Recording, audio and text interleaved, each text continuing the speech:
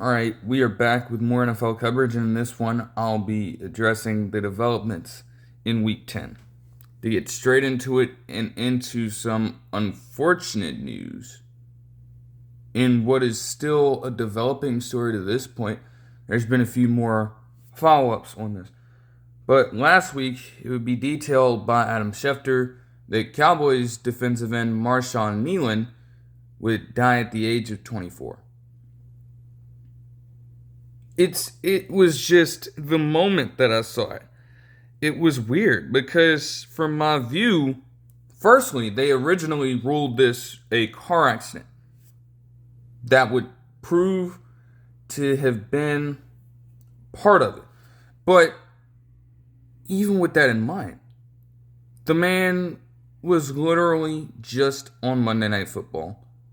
Just started up his second year playing in the league. And while I think injuries kind of derailed his opportunities a little bit in year one, along with the fact of, trying to get some playing time as well, he scored his first NFL touchdown. And just like that, in a matter of less than 3 days later, he's gone. Just like that. Definitely heartbreaking to hear that go down. And then as more information came out,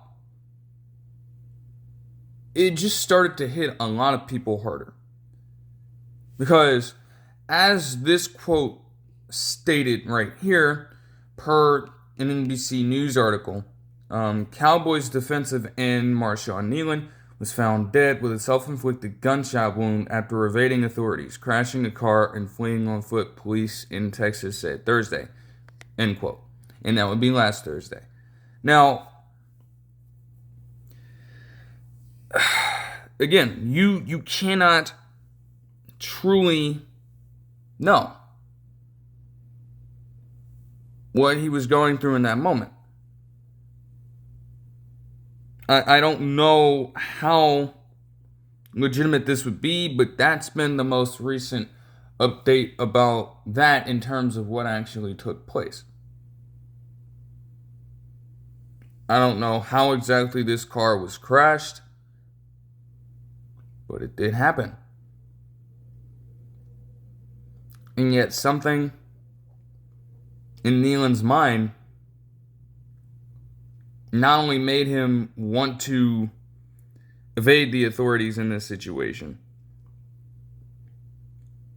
but that kind of pressure and apprehension combined with maybe a few other things, again, only he would have known what he was truly dealing with in his own mind.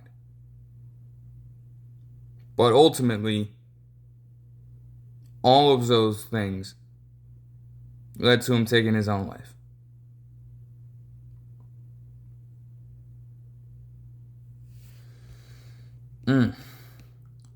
Now, some of these other articles and news reports do state the idea of him potentially doing these things wasn't necessarily oblivious on the part of those around him.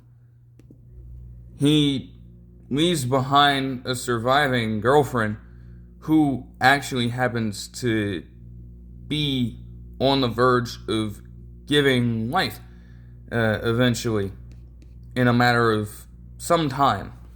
I'm not exactly sure, but she stated that ideations of that magnitude were there. And TMZ, again, honestly,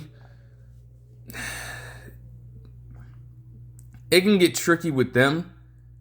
You have to take everything that they report. I mean, it is all about the drama and all about the headline.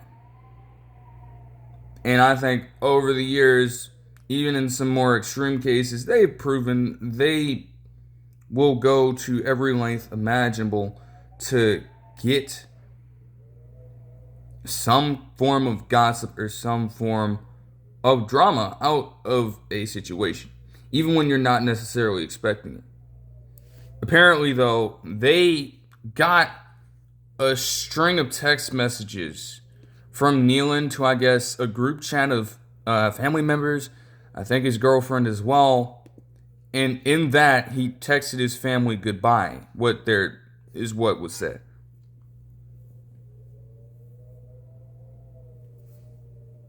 And again, it's one thing to think that, per se. I'm sure that they tried. But again, truly understanding that. And again, when you are fighting your own personal battle like that, it could very well be difficult to have anyone truly understand where you're coming from.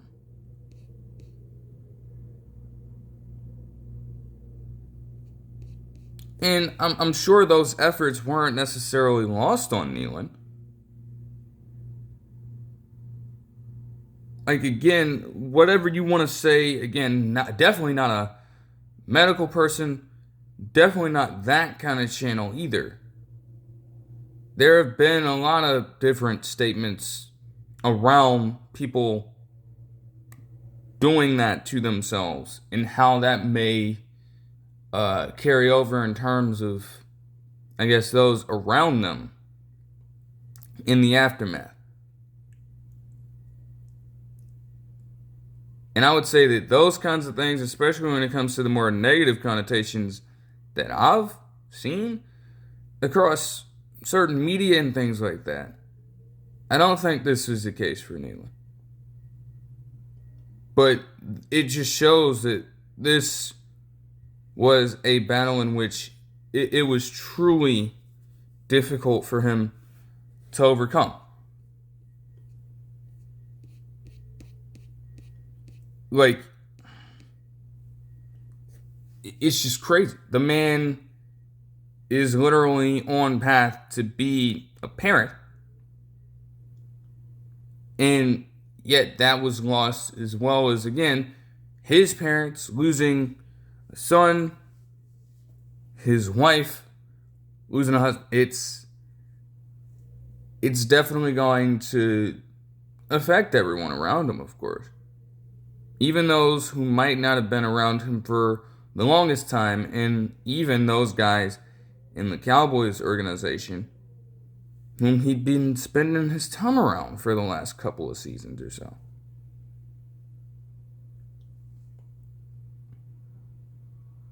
Well, I should say parent. Because the story was, coming out of the draft, that yes, he was certainly a raw talent, of course, but they did mention that his mother had passed away before that took place.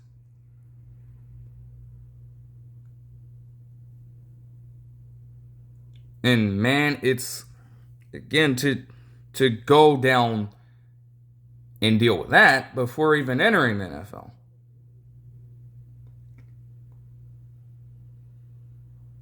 He might have already been carrying a ton of weight to that point. And I think it just reached a sort of boiling point for him, to where he ultimately decided that it was just too much to bear anymore.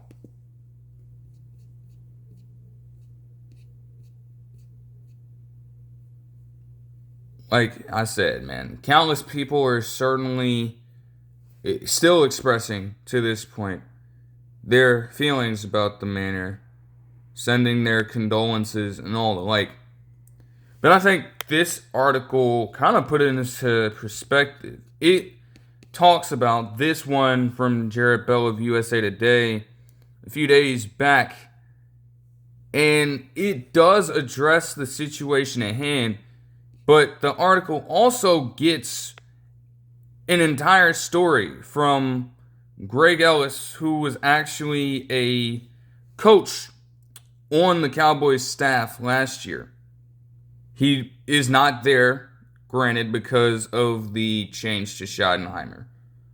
but he spent time with him, coached him up, being a former defensive end himself, as they kind of go throughout this whole story here. And he just expresses, if you read the entire thing, the utmost regret about his personal actions in the matter. Even though conversation between the two looked to be okay, and even if he wasn't there now knowing what he knows,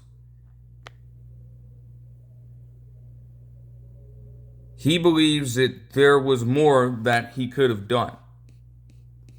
I think that this quote kind of says it best right here for him, and kind of says it best for this interpersonal interplay here.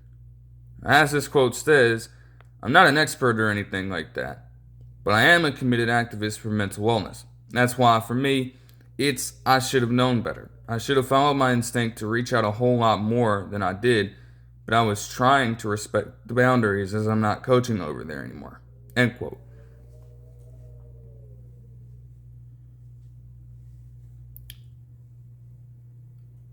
Again, it's easy to play the shoulda, woulda, coulda game. Especially when you are now faced with something that you absolutely cannot get back.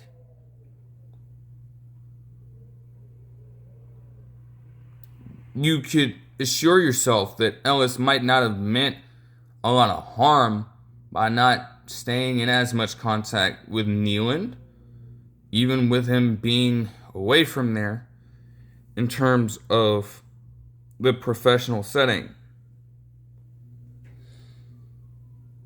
And again, who's to really say that him remaining in contact with him would have fully helped, given that, again, he was still in contact with different family members and relatives, and even other close friends of his at this point, while still having these thoughts in his mind. I'm not sure. I can't really state that at all. I can't speak for either party there.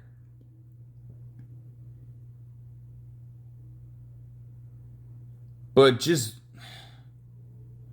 being able to do that at all is what is most important.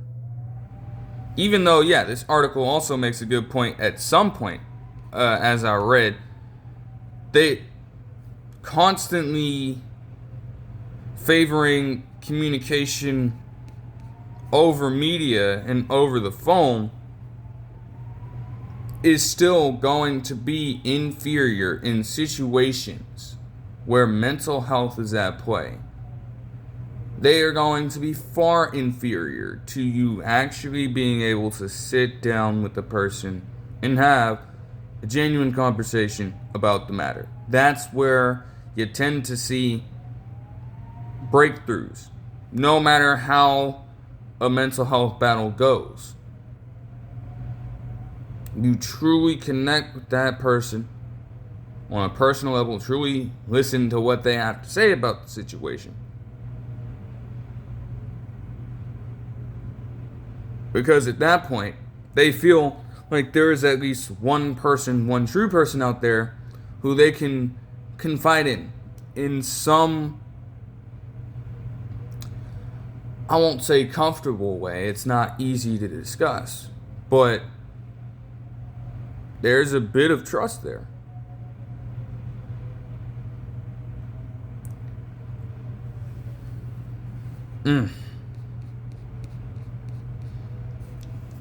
You obviously hold your heart out for those that he leaves behind. But you do have to ask yourself, how do those guys move on? I'll look at the Cowboys first, and I'll tie it in to the family matter to cap this off. as an organization,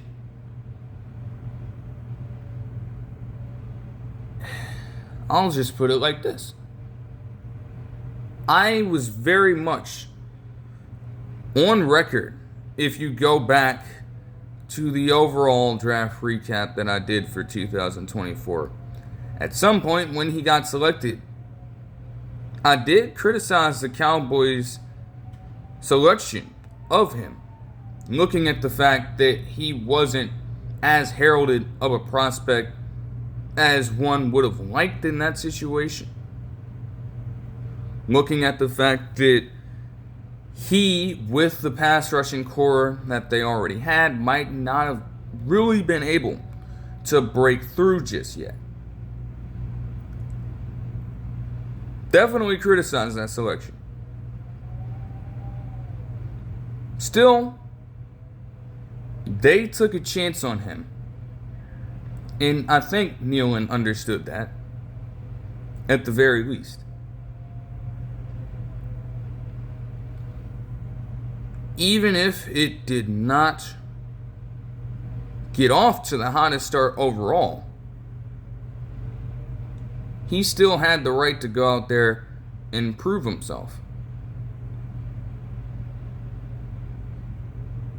And now, after maybe starting to hit a little bit of a turning point, at the very moment he started to turn things around on the field,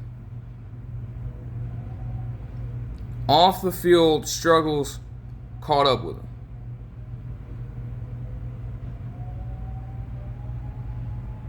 And every single person in that locker room is hurt by it. Schottenheimer's made statements about it. We already know what Dak Prescott has been through in his life when it comes to mental health surrounding his family. He spoke out about it. You had other people around the league addressing the matter, speaking out about it, whether it be DeMarcus Lawrence talking about it, whether it be Micah Parsons talking about it. Like, those are guys that literally suited up with him last season, and he's not even there anymore. It's crushing.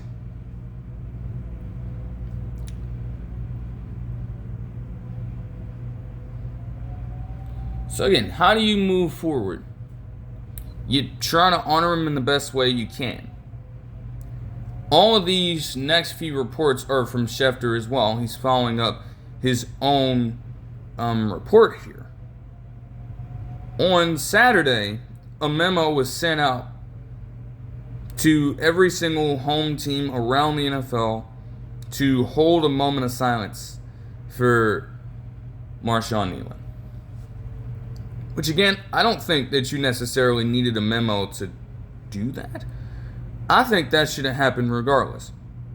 But that shows that, hey, at least they understand the situation before them, and they're trying to do right by it.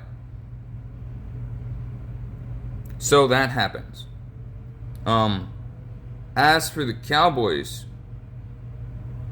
they're on a bye week, and there's just a lot running through their minds right now. But they've definitely gotten around to it. They had Jerry Jones speak out about it as well.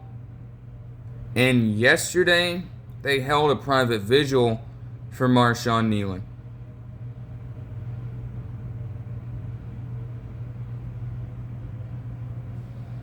That's one way to go about it.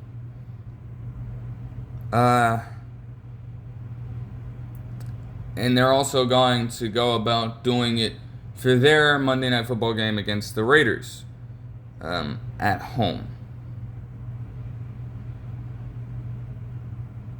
As for the familial component, his girlfriend, who had been by his side for this time, is currently pregnant. I don't know whether or not she already had a child. Not inherently sure right now, but she is pregnant at this point.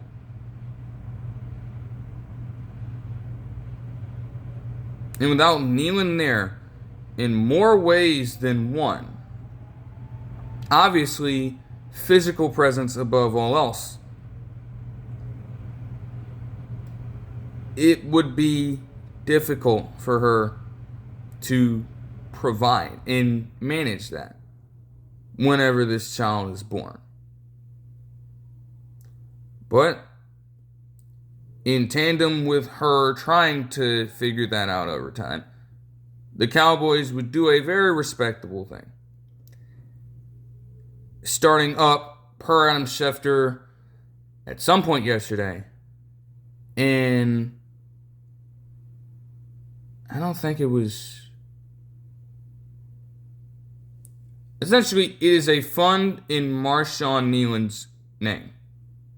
And all proceeds in that fund will go to his family. And especially to his girlfriend, so that she can take care of the child.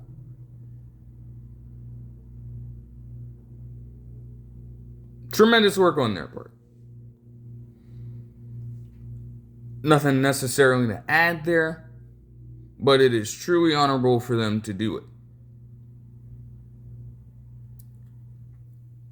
So that's as far as this goes right now. But overall, just an incredibly unfortunate situation. And, I mean, it's already been stated at numerous points of time right here. But I will look at this specific article for the Sporting News, and I will put in this disclaimer as well. Whether or not it really gets seen by that many people all that much.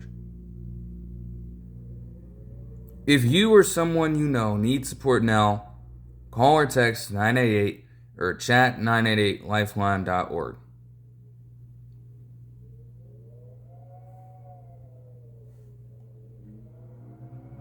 It is hard to seek help, of course.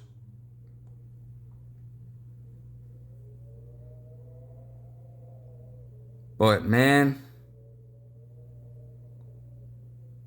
it is much better to at least make the effort than to be dealing with all that inside and suffer in either self-imposed or, I guess, external silence.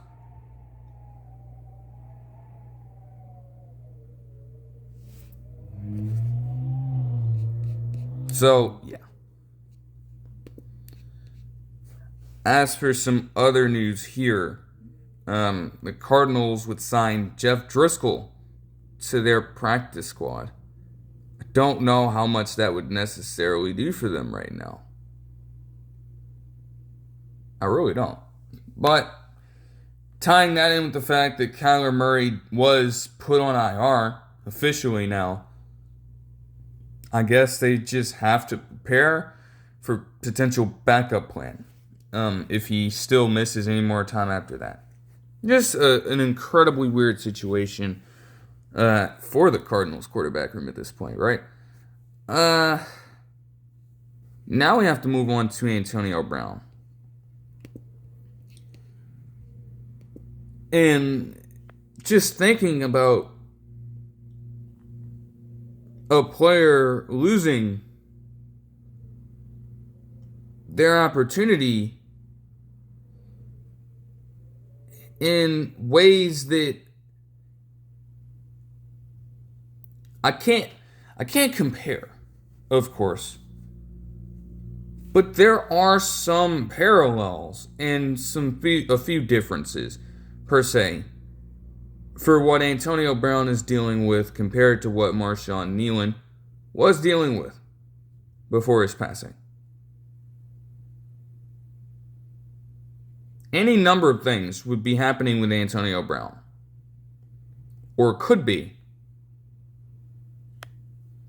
Which, when it comes to the idea of having an uncertainty about what people are dealing with, well, that is absolutely the same thing.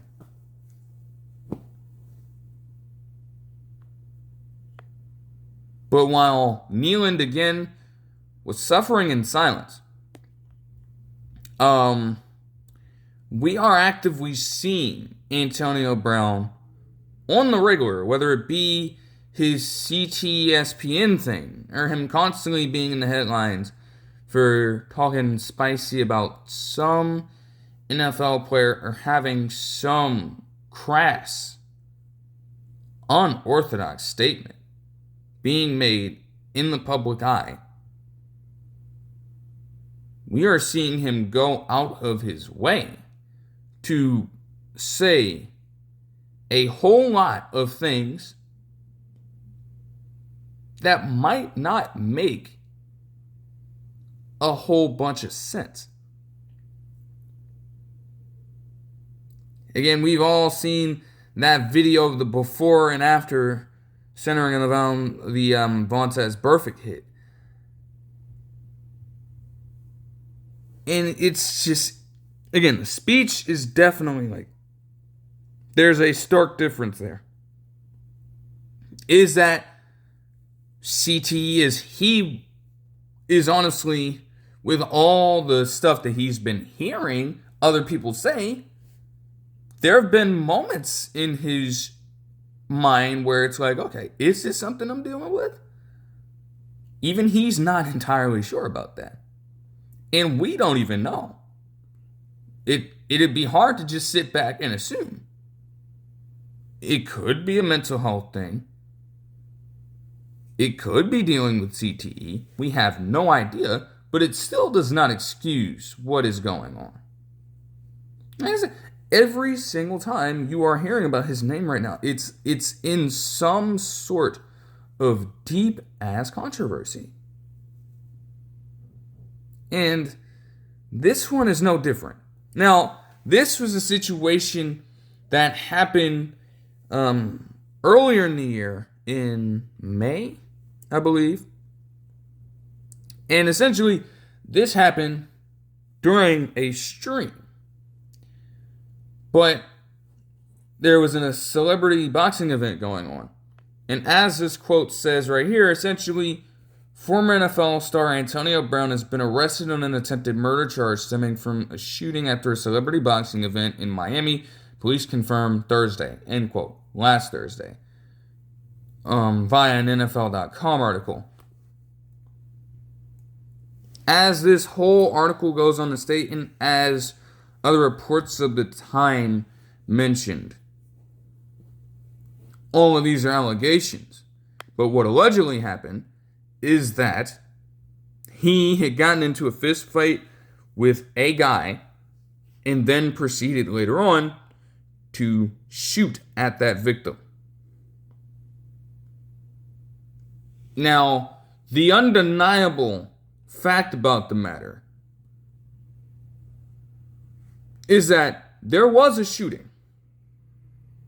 If you go back and you watch that specific clip, you hear gunshots, you see people scattering all over the place away from the scene. There's no denying that. And I'd be shocked if people were still trying to at this point, but I don't think that's likely. So that is the first order of business to establish here. But of course, the entire time you're trying to figure out who did it.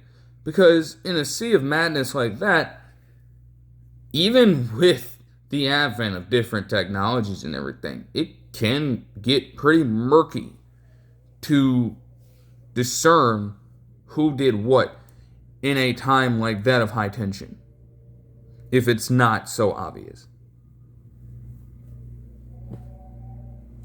They eventually indicated that Brown would be a suspect. And no, Antonio Brown didn't help himself out.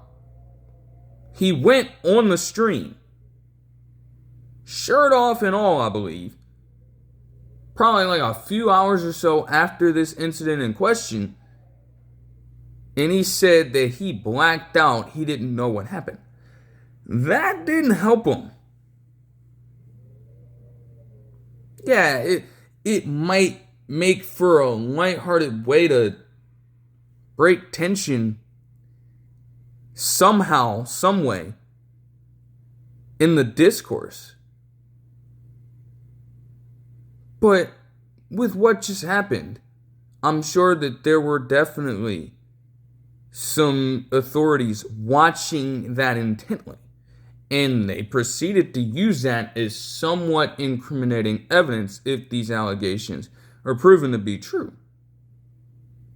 They navigated through the whole thing and again indicated him as a potential suspect. He was also in Dubai and going all around the world for the longest period of time because of the fact that they don't have jurisdiction in those places.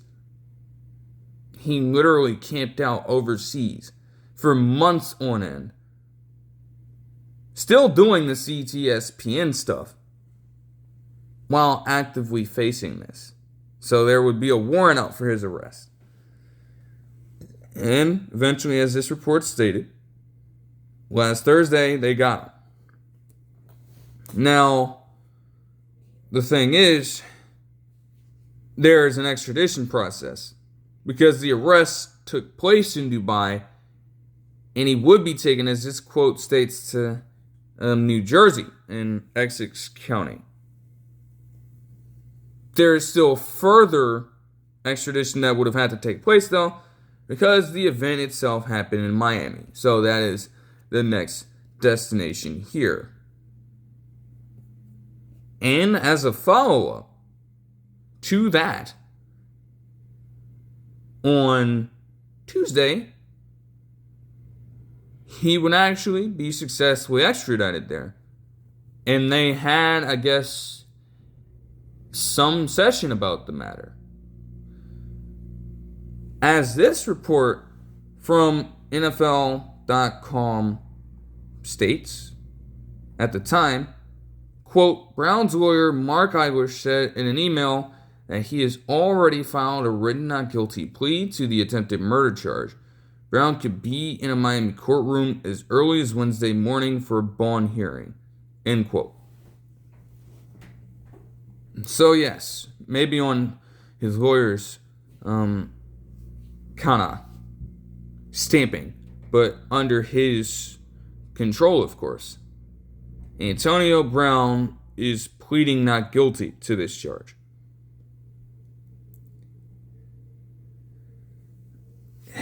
If a bond hearing is up, I don't think I heard anything about this yesterday. So I guess that's something I have to get right back into looking into. But as more information comes out about it, we truly have to see what happens at this point. Because one of two things are going to be the case. Either he is completely innocent and he'll, I guess, honestly, you get the feeling that he's still going to be monitored in some way. Because again, at different moments, with the sheer amount of history that he's racked up of incidents and things like that, even if he's a free man, it might be hard for some of them to sit back and give him a fair chance of doing anything without any kind of restriction at all. But he'd be free in that situation and cleared of all charges, or he'll be found guilty in some capacity. Maybe not on every single charge,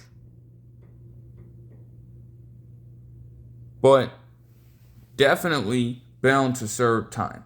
It's worth noting that per this NFL.com report, and also, suppose, Florida law, a second-degree attempted murder charge carries a maximum 15-year prison sentence and up to a $10,000 fine in event of a conviction. End quote.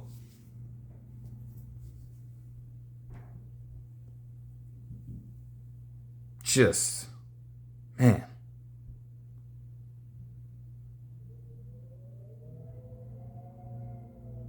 And that's the part about it as well. Like again, there is no telling what he is dealing with. underneath all of this. And he truly needs people in his corner who are actually willing to help him get better and actually work with him to do things that are far more productive with his time. Because even in some of the earlier times with him being out of the NFL, you just see him going on a tour with a bunch of different people who do absolutely nothing, but encourage the fucking behavior that he is carrying out. And you think that's going to be conducive to him at all? No.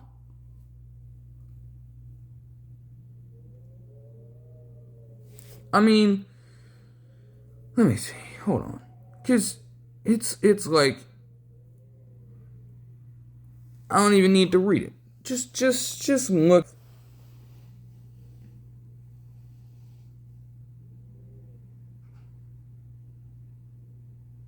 That, in and of itself, is a rap sheet. Countless more things that have happened even before then. So, no matter what might be going on with him, it's clear that he has been a person, even if he's trying to have somewhat respectable intent, more often than not, he has consistently gotten himself in trouble as well. And you'd think instead of trying to get him into even more down the line, you'd actually want to keep him as grounded as possible in something legitimate and non-detrimental to himself and those around him. And that has yet to happen at this time. When is that time going to be? We won't know the results of that specific case for a little while. But it shouldn't even take the threat of him facing 15 years in a maximum institution, per se, for prison. It should not take that just for him and just for those around him to start to flip the script into a more positive light. This is not, like, is this really what you want your legacy to be defined as? Maybe Antonio Brown doesn't care, but has anyone legitimately asked him that question? I wonder. Because even with those other guys kind of shifting their tune, he, again, has got to want to improve himself as well.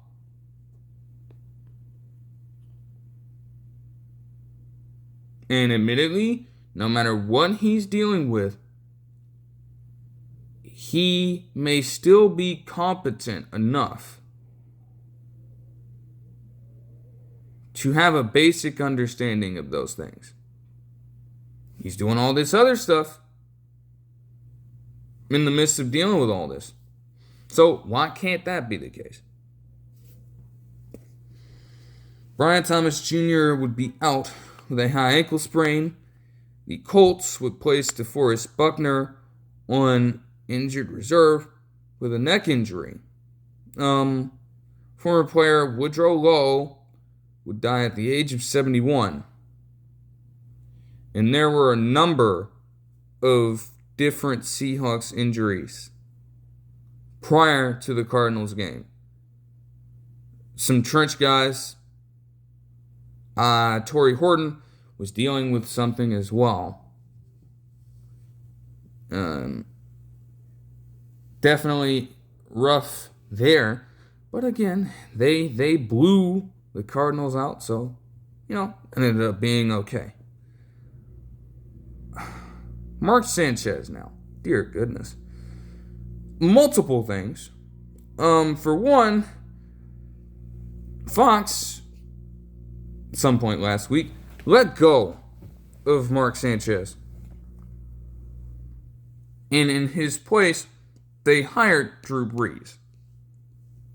So, at that point, hearing that made sense.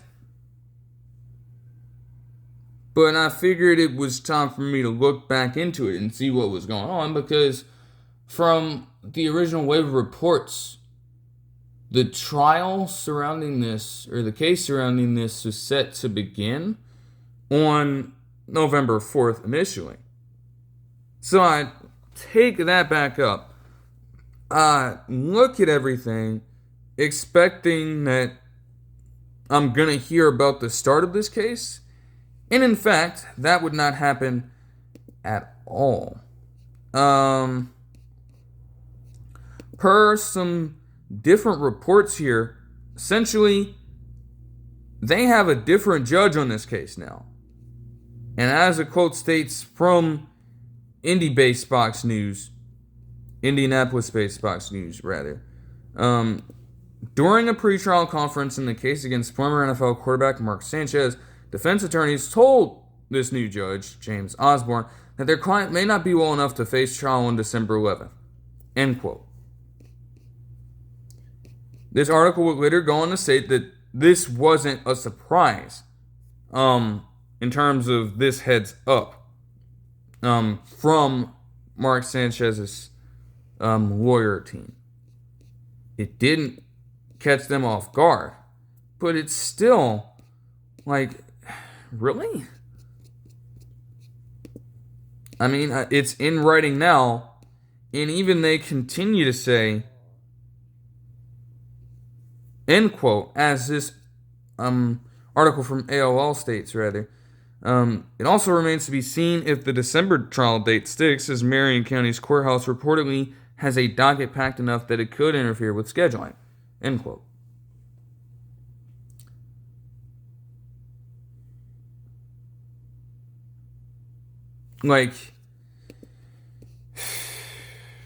I mean, how many times are you going to stall this? That's the thing. How many times can you stall this out? Because even if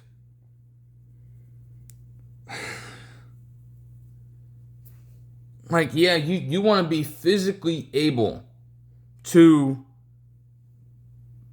show up in court. Makes sense. Even Perry Toll, in his case, is still going to have to try to recover from some of the injuries that he sustained, clearly, in this alleged situation. Because the content of the case and the context of the case in question matters. But you cannot erase the image of Perry Toll that came out during that news cycle. You just can't. And that's an almost 70-year-old man dealing with that. So we understand that they're both going to have to recover from those injuries prior to showing up for any court date.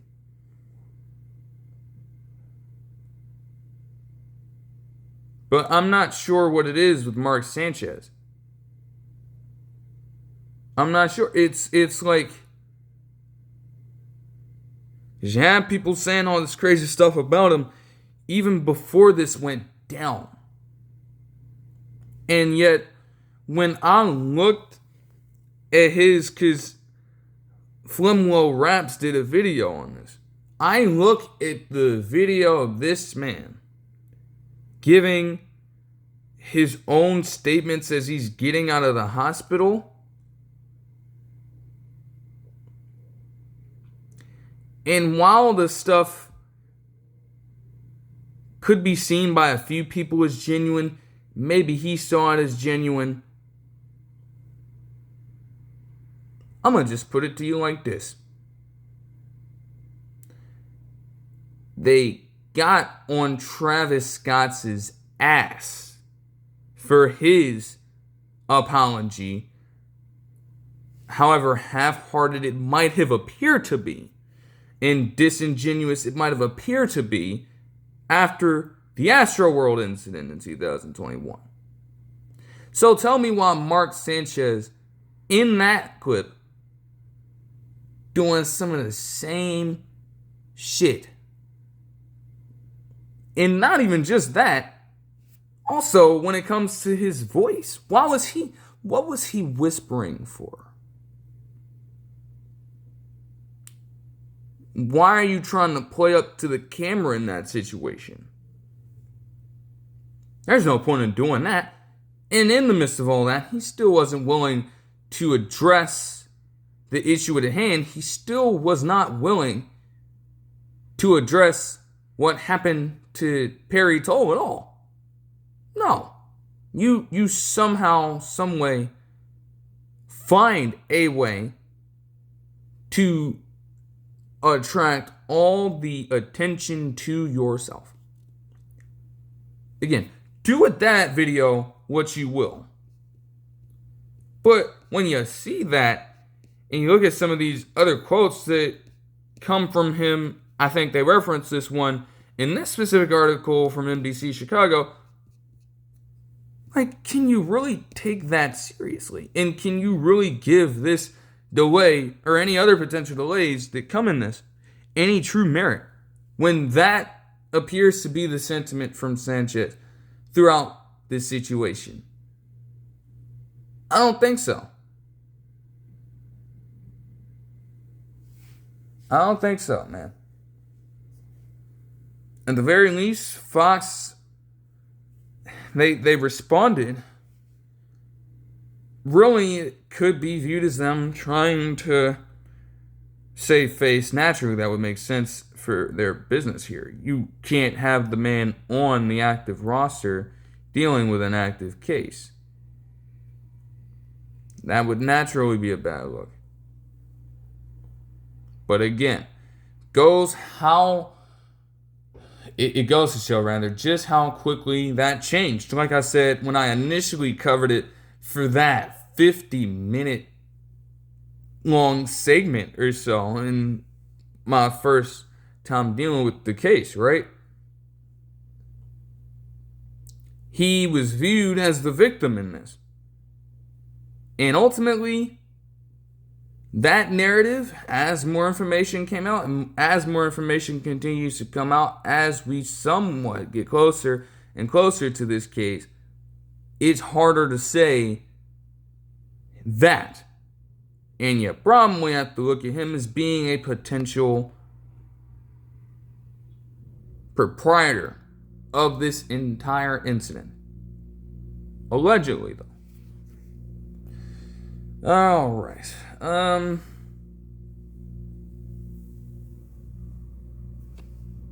This one is some bullshit. So I'm not even about to delve in that for too much time. I'll just approach it like this.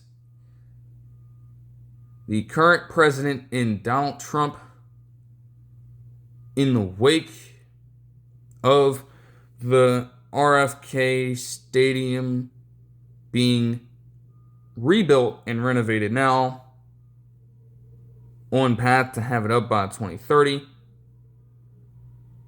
he, I guess, sent something the Commanders' way, saying that he wanted to have the RFK Stadium named after him.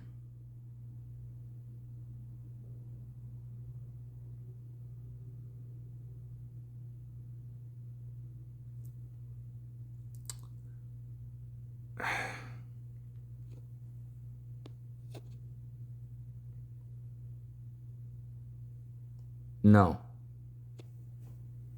No.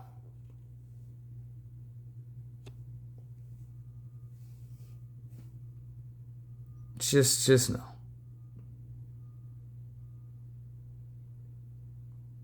And into more serious news for that. Crazy thing to deal with naturally on Sunday in general. Because I had to just look at it from this perspective as well. Not only did you have them hold a moment of silence for Marshawn Kneeland, okay? It was Veterans Day weekend. So you're going to dedicate the veterans who fight and serve, of course. On top of that, to add another layer to it, with what would happen earlier in the day, they had to do another moment of silence. As you would have one that would definitely reverberate around the entire NFL. And even in some cases of pop culture. I would think so. Because this man, former NFL Commissioner Paul Tagliabue, would die at the age of 84 on Sunday. And whether or not you have been exposed to the NFL for the longest period of time, or maybe have recently become a fan, whether you have heard about it in passing, or whether you are a hardcore watcher and consumer of the product, there is absolutely no denying that Tagliabue was pivotal to the progression of the league under his 17-year tenure as commissioner. You can't deny that whatsoever. I mean, this man, just think about that for a second. This man oversaw some of the careers of some of the best superstars to have ever played. Those guys that you look at when it comes to the Deion Sanders, the Randy Mosses, the Joe Montanas, the Jerry Rices, to then the other guys down the line, like the Terrell Owenses. It's just all of that came under his tenure. That stout Ravens defense. Barry Sanders' short career. You name it. Whole bunch of superstars. At that time, some of your favorite players to this point played under Tagliabue's term as commissioner. And when you look at how the game is approached in other facets, not even just on the field, it's wild to think about. Free agency,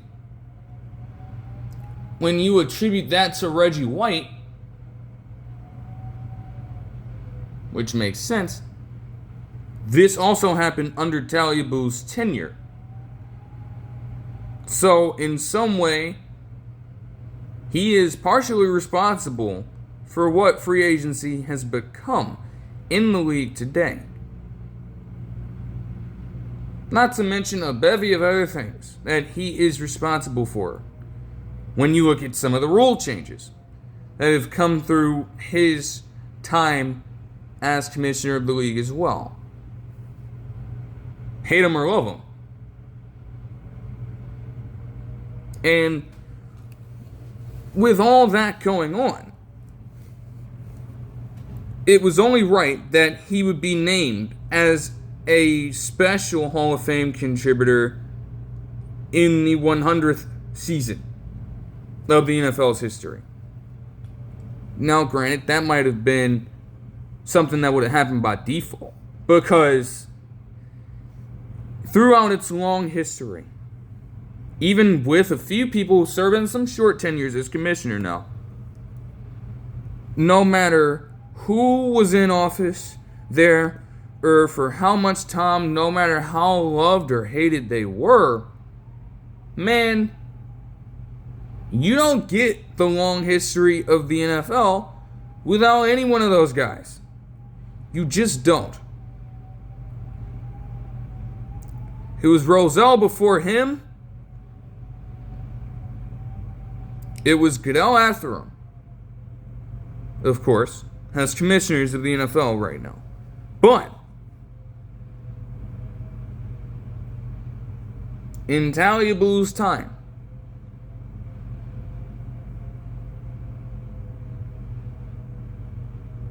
you got some of the purest forms of the sport being played.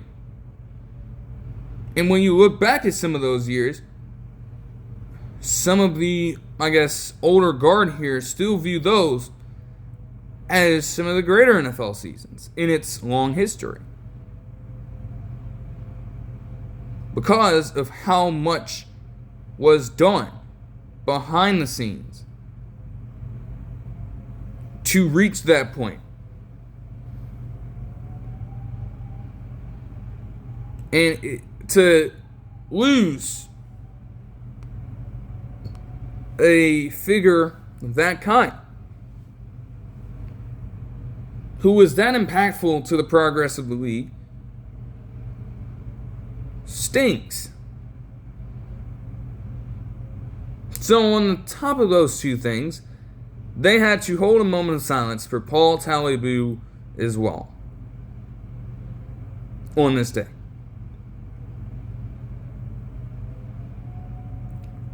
Craziness, man.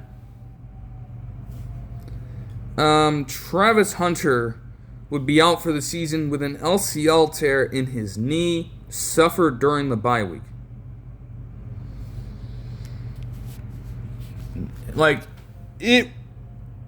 His rookie season, when you look at it, and you look at the box score, you'll definitely get caught up in looking at the box score. It's not going to jump off the page for you. He definitely struggled to hit the ground running. But at the same rate, over the past few games that he did play in, he was starting to turn it around a little bit. And he probably could have finished the season off on a strong note. But in trying to work that hard to get back, inadvertently, he would be dealing with this injury here. And it just derails what he'll be able to do for the rest of this year. It's tough.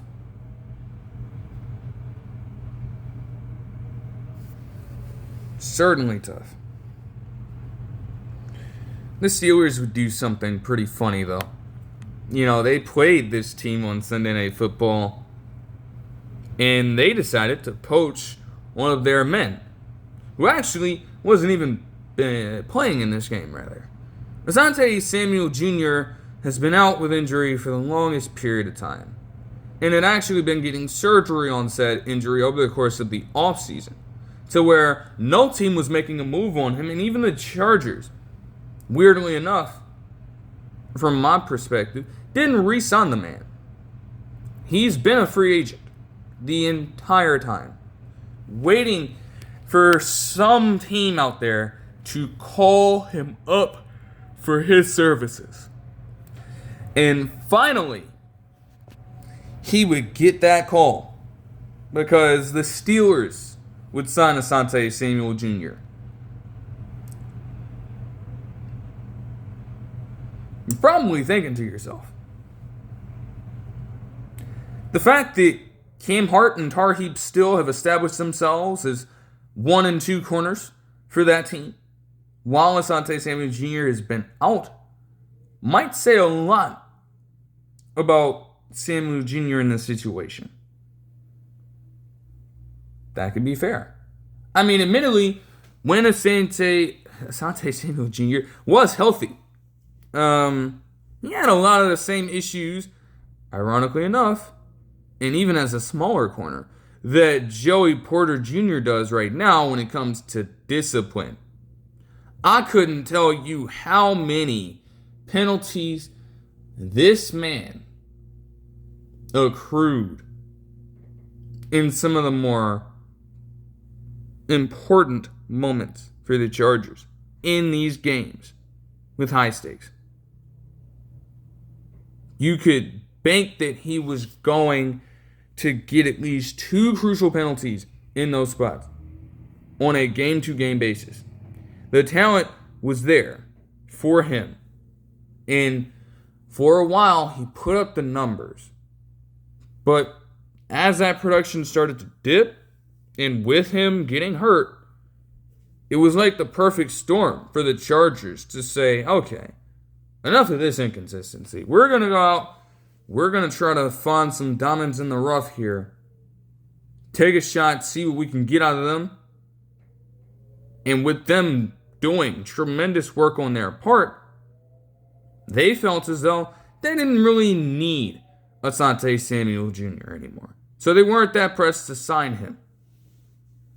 Which is why he went unsigned for all this time. Even with that being said, again, the talent, the potential is still somewhat there for the man. And the Steelers also desperately need to get younger as best as they can. We know that their defense is expensive, and we know that their defense is old. Darius Slay Jr. literally went down with an injury in that game.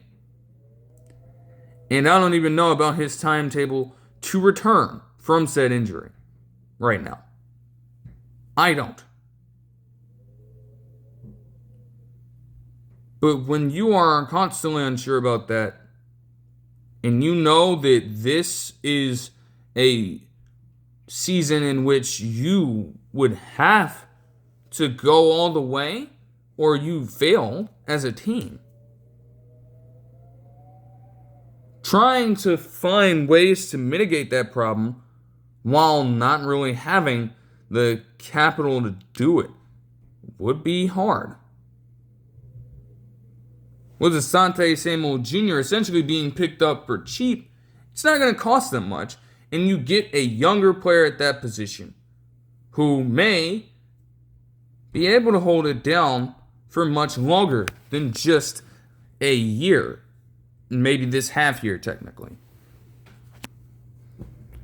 So from that perspective, it's smart for the Steelers to get him. L'Jarius Sneed would be dealing with something. Essentially, per NFL.com as well, also on Tuesday. It was reported that, quote, Tennessee Titans cornerback L'Jarius Sneed was indicted in Dallas County Court for failure to report a felony stemming from a December 2024 incident, end quote.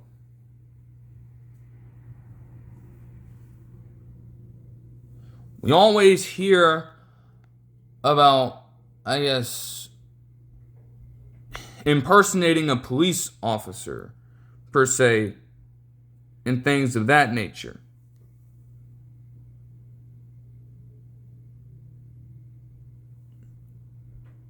Having this idea of false reporting as well is another thing, by the way.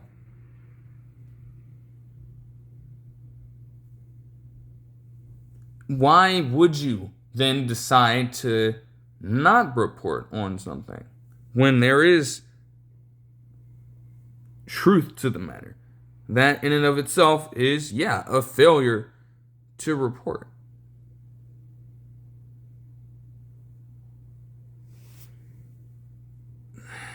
They say that this was something that allegedly happened at a car dealership last year. Be interesting to find out more about the matter. But this one would have a load of implications. Not only as this quote states, failure to report a felony with serious bodily injury or death, results of which Sneed is accused, is a Class A misdemeanor, which is punishable by a fine of up to $4,000 and or a year in county jail, end quote.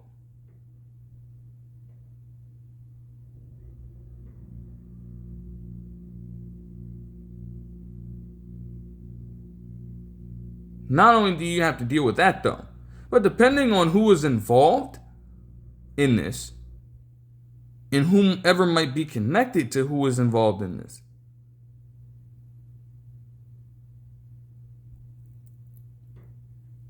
they could have a very interesting feeling about absolutely nothing being made of this, despite something potentially happening. So, that would be interesting. Marvin Harrison Jr. would be out for the next game with appendicitis. And former Browns quarterback from a long time ago, Bernie Kosar, is currently awaiting a liver transplant. Now, when I saw the name on the ticker rolling right past, I'm like, okay, is that Bernie Kosar dealing with something? What's going on with Bernie Kosar? Well, over the past few years, he's been dealing with a number of medical issues. And this happens to be the latest one for him, unfortunately.